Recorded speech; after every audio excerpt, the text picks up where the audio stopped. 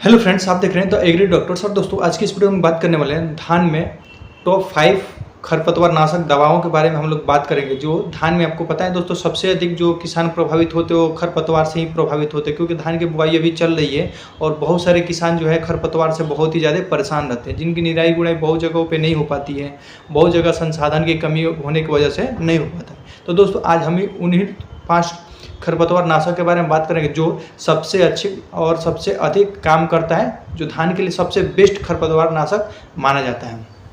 तो दोस्तों, सबसे पहले मैं बता दूं कि अभी अगर आपकी धान की बुआई चल रही है तो आप इस टाइम बुआई के मतलब की बाद आप पेंडामेथलिन और इमाज़ाथापर, यानी पेंडामेथलिन 30% और इमाज़ाथापर 2% मिलाकर आता है, मैंने 30-2 आता है।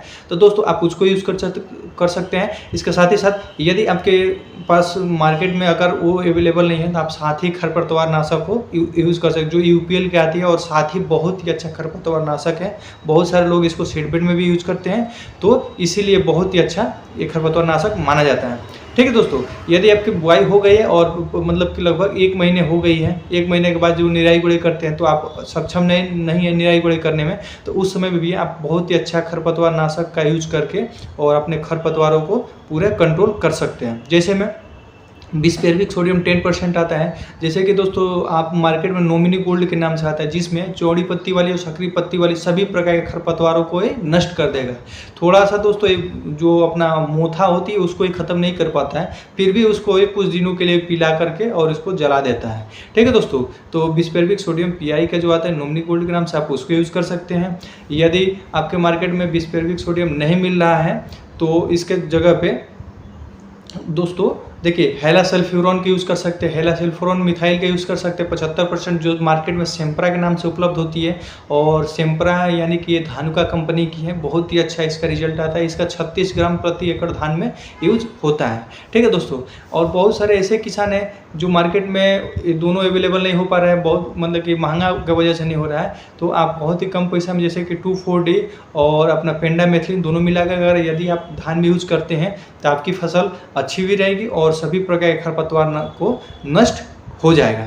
तो दोस्तों देखिए, हमारे जैसे धान के बुआई में करने के बाद से जो मुख्य रूप से जो प्रक्रिया होती है वो खरपतवार नाशक का ही होता है। ठीक है दोस्तों, तो इसीलिए आप ये टॉप 5 जो अपना खरपतवार नाशक के बारे में बात हो रही है, तो आप इसमें से कोई भी खरपतवार नाशक को यूज के लिए आप यूज करके और अपने धान को अच्छे से कंट्रोल कर सकते हैं, जिससे हमारी उपज भी होगी। और खरपतवार हमारे फसल में इतने ज़्यादा इसके साइड इफेक्ट देखने को मिलते हैं, जैसे कि अगर आप किसी प्रकार के फर्टिलाइजर दे रहे हैं या कोई भी न्यूट्रिएंट दे रहे हैं, माइक्रो न्यूट्रिएंट दे रहे हैं, या जिंक दे रहे हैं, सल्फर दे रहे हैं, मैग्नीशियम कैल्शियम का जो मिक्स माइक्रो न्यूट्रिएंट वो दे रहे हैं, या जैम दे रहे हैं, तो दोस्तों देखिए उसमें सबसे पहले एग्जर्व 40% जो एग्जर्व होता है वो वीड कर लेता है। देखिए कभी भी आपका फसल से अधिक, धान के पौधा से अधिक वो खरपतवार वो ज़्यादा हरा दिखता है आपको।